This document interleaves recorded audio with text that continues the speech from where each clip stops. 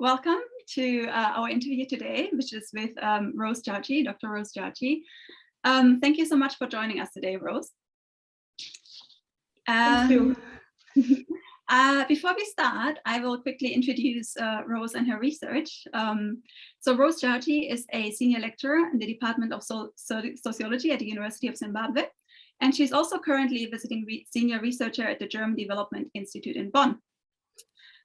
Rose's research interests include migration and identity, belonging and citizenship. She works on refugee and minority groups' rights and gender, but she also, of course, works on privileged forms of migration. So today we'll be talking about your most recent book, I believe, which is titled Deviant Destinations, Zimbabwe and North to South Migration. In the book, you challenge common assumptions about migration between the global North and South, and you look at Zimbabwe as a host country. So Zimbabwe does not conform to conventional imaginations of a host country, as you show us, but it is home to many migrants, among them a good number from the global North. So I'm really excited to be talking to you about your book today. I really enjoyed reading the book. I think it has some fantastic insights and stories. And as a first question, I just wanted to ask you about the title of your book, which I think is really brilliant. And I think it reveals a lot about the book. So if you could just tell us a little bit about how you arrived at the title. Thank you so much, Sarah. It's a pleasure to talk to you and especially to talk about the book, Deviant Destinations. The title just came from what I'd seen and what I'd read about Zimbabwe. You know, when you look at migration studies and trying to situate this country in migration studies, usually the focus is always on emigration. Zimbabweans leaving the country, especially in the last 2 decades. And then I wondered, we do have people who live here who migrated to the country, some maybe more than 30 years ago and others recently.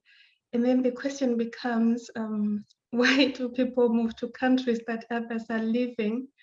And then what does that make Zimbabwe when you have people who are moving to this country and meanwhile people think you cannot go there? It's a country of departure, so to speak, and not a country of arrival.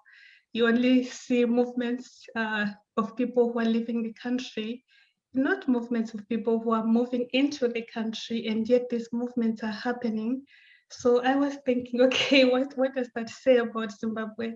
It is a destination because we do have people who live there, but it's deviant in the sense that when you look at profiles, because when we decide this is a sending country, this is a receiving country, we're basically creating profiles or using profiles of these countries to say which one belongs where.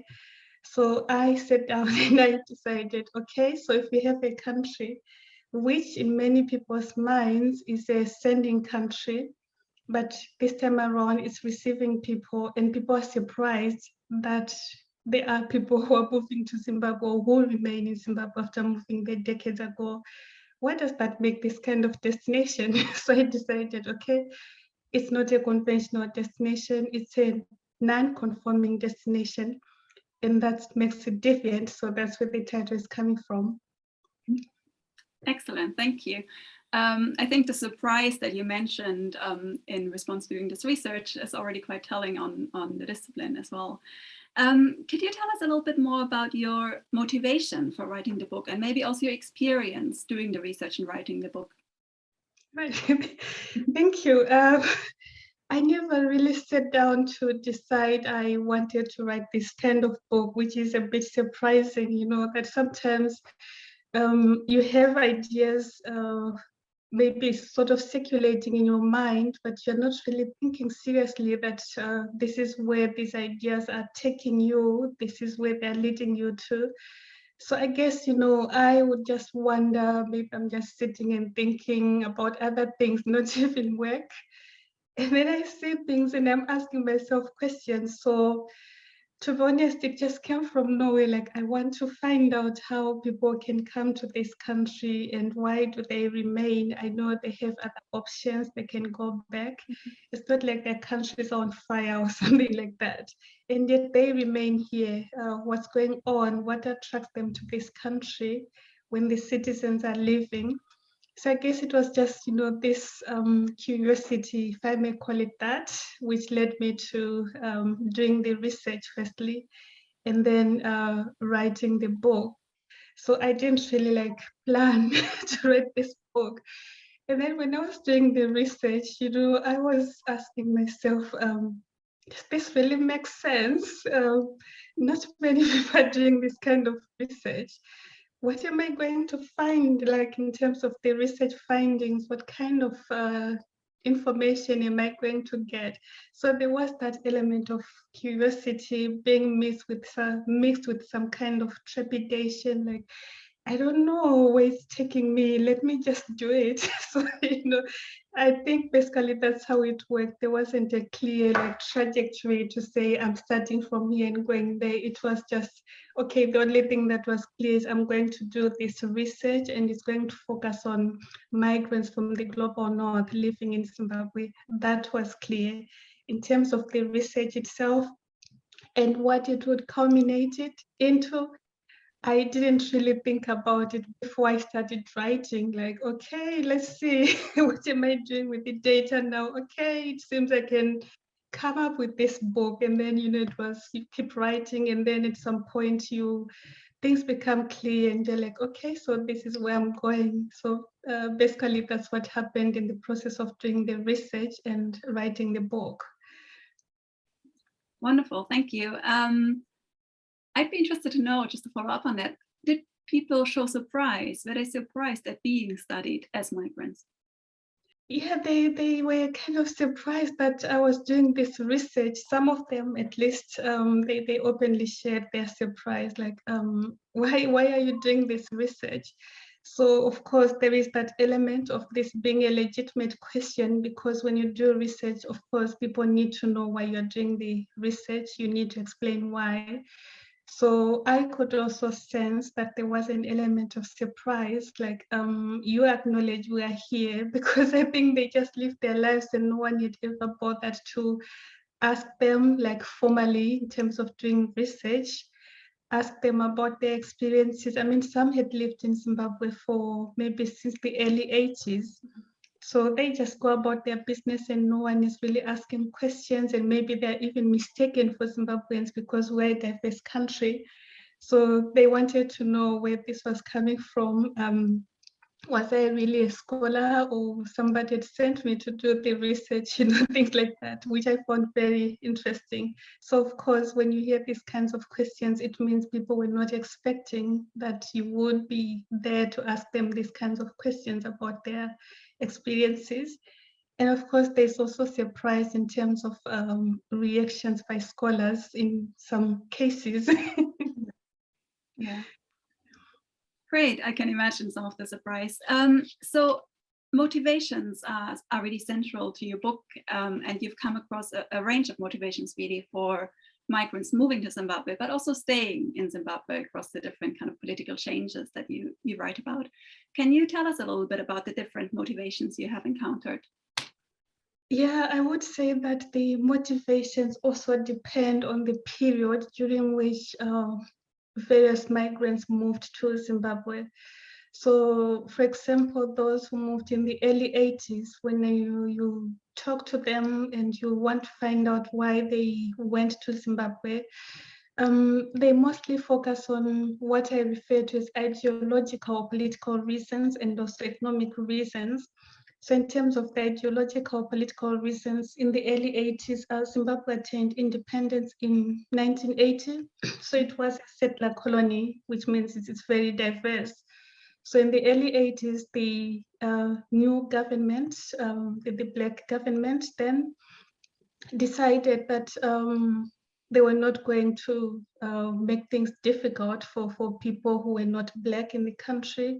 So there was the invitation for them to come and for reconciliation, let's work together. This country belongs to all of us. So take it as your country as well. You are citizens of Zimbabwe. So these people were watching from outside. Remember, Zimbabwe shares a border with South Africa, which at that time was in the throes of apartheid. And they liked what they heard from the new government of Zimbabwe at the time. And this motivated them to move to this country where they felt, okay, people can live together despite their differences, or maybe you fight and then you reach a point where you have peace and you forgive each other and you move on. So this was appealing for some of the migrants, especially those who were from Germany, at least from the research. That may not be representative because it wasn't a representative sample, but my observation is I mostly heard this from people who had moved from Germany. So there are also other categories, people who went there for economic reasons, which many people find surprising that anyone would go to Zimbabwe, migrate to Zimbabwe because of economic reasons. But I think people who understand where this country is coming from would not be so surprised that it had a stable economy in its early years of independence, maybe coming to the mid-90s. So people who moved in the 80s, it had a thriving economy, things were in order. And this was quite attractive. You have this new country, it's promising, the politics, the economy, it seems it's on a positive path, so to speak. So that was very attractive. The currency was also very strong at the time. So you have that group as well. And then you have the other ones where, of course, you have the usual expatriates. I include them in the book, missionaries or professionals in various organizations. And then you have people moving for social reasons. People get married. And usually the assumption is if you're from the global north and you marry someone from the global south, that person from the global south will move to join their spouse in the global north. But in this case, you have the reverse happening. The global south partner or spouse moves to Zimbabwe to be with their Zimbabwean spouse or partner. So there was also that group. I think in broad strokes, those are the main groups that I came across. Excellent. And you distinguish in a book between missionaries and non-missionaries a lot. Can you tell us a little bit more about the experiences or the motivations of missionaries versus non-missionaries? Yeah, for missionaries, I do address this in the book in terms of trying to deal with the spiritual motivations and the more like material motivations when people move. So when I looked at the missionaries, number one, it wasn't about immediate rewards that were tangible. So it was about a world which may not be accessible to many other people. What are the rewards of denying yourself certain comforts and spending your time at a rural hospital? What does that really mean? I don't think many people would just say, I'm going to do it. There has to be some other motivations that have something to do with fulfillment. And also with faith, because some of them also spoke about their faith, being missionaries. So faith is at the core of what they do as missionaries. So it was also about their religious beliefs. This is a time when Zimbabwe is in crisis. So, when people read about the country, they hear a lot about economic problems, political problems, etc. So it's an attractive destination in that sense for people who feel they want to do things that give meaning to their lives or that connect them better to their religious beliefs, to their faith. So going to a rural hospital where many people are poor and working there and seeing them smile, it means a lot for missionaries. Or for those, the young men that I interviewed in the capital city in Harare, they didn't live in the nice areas. They lived in we call them in Zimbabwe, high density suburbs where the lower class people live. So that's where they lived. They didn't choose the nice places that remind them of home. They went for the other extreme. And then you ask, what does it take for people to go and live in these kinds of places where they also stick out?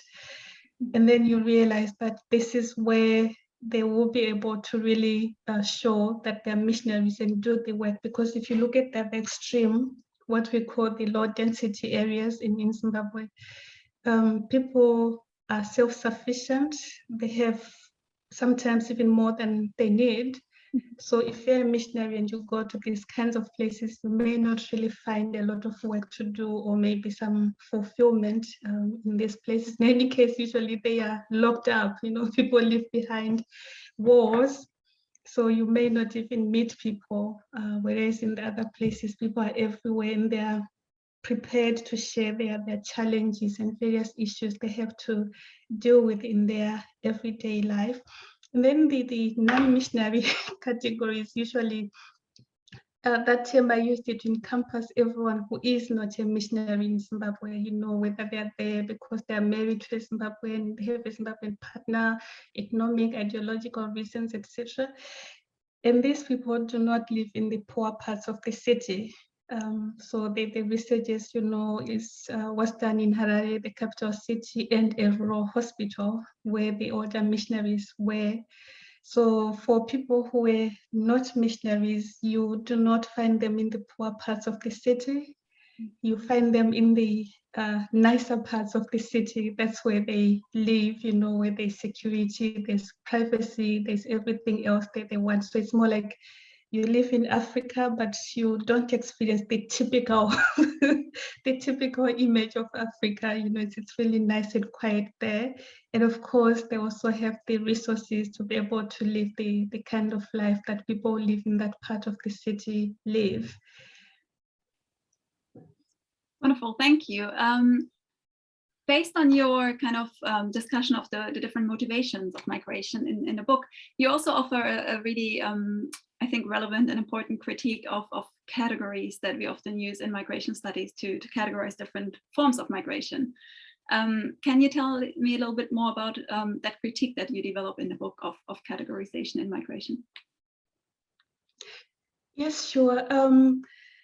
I think when I approached this research, of course, having done a bit of research on refugees and migration in general, I had encountered these categories, expatriates, economic migrants, asylum seekers, refugees, all of them. So during the research, I started asking myself questions such as, when these motivations are applied to someone who is moving in the other direction, this is how that person is named. What is the difference between what I'm listening to right now and what people who are trying to cross the Mediterranean say, So it was in the process of dealing with these kinds of questions that I realized that we need to be a bit more critical when we use these kinds of categories, the classifications, the names that we use, the whole vocabulary itself. We need to be a bit reflective in terms of how we apply categories, how we name people who are moving in various directions. So I did mention, for example, that people who moved in the early 80s, they spoke about economic reasons. I couldn't find a job in my country, which some people find surprising, right? And then they moved to Zimbabwe and they found a job, raised a family there. Their children are now adults, right? So when you encounter people who are telling you these kinds of stories, the next question becomes, when Zimbabweans leave this country, and then they explain or provide similar reasons for their decision to leave Zimbabwe, what do we call them? And then I have this person who's telling me the same story. Who is this person, right? And usually the default category is expatriate. And then so you start looking for the definition of expatriate. What is an expatriate? And then you see things are not really working out well in terms of you just taking this person as an expatriate. You still have things that are sticking out, and you want to find a way to accommodate these things that are sticking out. Like I need to create some kind of order. I can't have a document where things are just sticking out. Where do I place these people? So that's where I ended up, critiquing the existing categories, not to say that there is a problem with them essentially, but to say there is a problem with how we apply the categories, how we tend to exclude certain people from these categories and force other people into these categories, regardless of their individual experiences. regardless of their stories, their motivations. And the question was, why do we do that? And that's where this whole critique comes from. Yeah, wonderful. I was actually going to follow up on this and ask you a bit more about the nation state, but we've run out of time, unfortunately. So I would just like you to maybe finish by, maybe that's a big question, but expanding a little bit on that point on how we force people into categories and how often our assumptions about the nation state or the region where they are from influence in which categories we put them. So if you could just say a little bit more on that, and then we'll take that as our final question. Thank you. Okay, I would say that the way we name people is not detached from the way we categorize countries when you think about migration studies, back to the idea of sending countries and receiving countries. You know, we want to understand this as binaries. And that's not exactly the case, which is one of the points that I make in the book, that a country can be more than one thing. So it's not even about the binaries. Well, you may have countries that are receiving, sending, transit. So what you do with a country like that when you're thinking about things in binary terms, so to speak. So I took the categories and tried to connect them to how we also understand countries. And when you do that, what you notice is that the motivations and the way we name them, or the way we name people who are migrating for specific reasons, is not divorced from the way we categorize countries. So it's almost predictable that when you say Zimbabwe is a sending country, you have a way of naming people who are coming from Zimbabwe. You know, you wouldn't think about them as cosmopolitans or lifestyle migrants. People are usually thinking they must be economic migrants, or maybe they're asylum seekers and things like that. So when you have a situation like that, I think you are forced to think about issues in terms of being more critical, whether you're thinking about the implications of the nation state, that it silences individual experiences and narratives. So just saying Zimbabwean people have certain ideas, and those ideas do not always apply to individual Zimbabweans' experiences, right? So I think that's where I was coming from in terms of trying to say that we have to reflect a bit more, one, on the reason why we use certain names in relation to specific people, and two, what is the nation state when you think about migration? What role does it play? What are its limitations?